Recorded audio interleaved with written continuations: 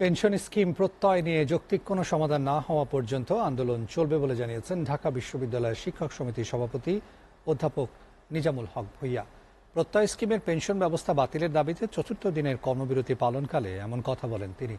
নিজামুল হক ভূঁইয়া জানান, বিষয়টি সমাধানের জন্য আওয়ামী লীগ সাধারণ সম্পাদক ওবায়দুল কাদেরের সঙ্গে বৈঠক হওয়ার কথা থাকলেও রাষ্ট্রীয় কাজে ব্যস্ত থাকায় তা হয়নি। তবে শীঘ্রই আলোচনার মাধ্যমে সমস্যার সমাধান চান শিক্ষক ও কর্মচারীরা। তাইফুর রহমান তুহিনের আরেকটি প্রতিবেদন। সার্বজনীন পেনশন স্কিম প্রত্যয় বাতিলের দাবিতে ঢাকা বিশ্ববিদ্যালয়ে অবস্থান সহ কর্মবিরতি পালন করছে বিশ্ববিদ্যালয়ের শিক্ষক ও কর্মচারীরা। সকালে কলা ভবনের প্রধান ফটকে অবস্থান কর্মসূচি পালন করে ঢাকা বিশ্ববিদ্যালয়ে শিক্ষক সমিতি। শিক্ষকরা বলেন, আলোচনার মাধ্যমে সমাধান সম্ভব। তারাও চান দ্রুত সরকার ব্যবস্থা নিক। আমি আগেই বলেছিলাম, এটা একটা অপরিপক্ক স্কিম, বৈষম্যমূলক না, খুবই কাঁচা হাতে করা।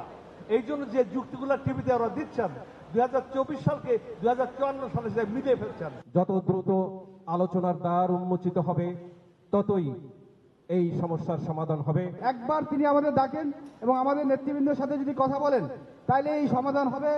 এছাড়া অন্য কারোর সাথে বসে আমার মনে হয় এই বিষয়টা সমাধান করা সম্ভব হবে না। আন্দোলনের ফলে শিক্ষার্থীদের যে ক্ষতি হয়েছে তা পুষিয়ে নিতে প্রয়োজনে অতিরিক্ত ক্লাস নেওয়ার কথাও জানান শিক্ষকরা। আমাদেরকে আর মাঠে রাখবেন না, আমাদেরকে ক্লাসরুমে ফিরে যাওয়ার ব্যবস্থা করুন, আমাদেরকে ল্যাবে ফিরে যাওয়ার ব্যবস্থা করুন। আমাদের তিনটা দাবি পূরণ না হওয়া পর্যন্ত আমরা একযোগে 35টি বিশ্ববিদ্যালয়ে আন্দোলন করব। একই দাবিতে প্রশাসনিক ভবনের সামনে কর্মবিরতি ও অবস্থান কর্মসূচি পালন করে ঢাকা বিশ্ববিদ্যালয় কর্মকর্তা কর্মচারী ঐক্য পরিষদ। সরকারের এমন সিদ্ধান্তকে বৈষম্যমূলক উল্লেখ করে তা প্রত্যাহারের দাবি জানান তারা। জননেত্রী শেখ হাসিনা যে জারিকৃত যে প্যাকেজ, সেই প্যাকেজে প্রত্যয় ছিল না। আমাদের পেনশন নীতিমালা যেটা আছে, আমরা সেই আলোকেই আমরা বিদ্যমানের জায়গায় থাকতে চাই। আমরা প্রত্যয়ের নামে যে স্কিম চালু করেছে আমরা সেটা মানি। দাবি আদায় না হলে কঠোর আন্দোলনেরও হুঁশিয়ারি দেন তারা।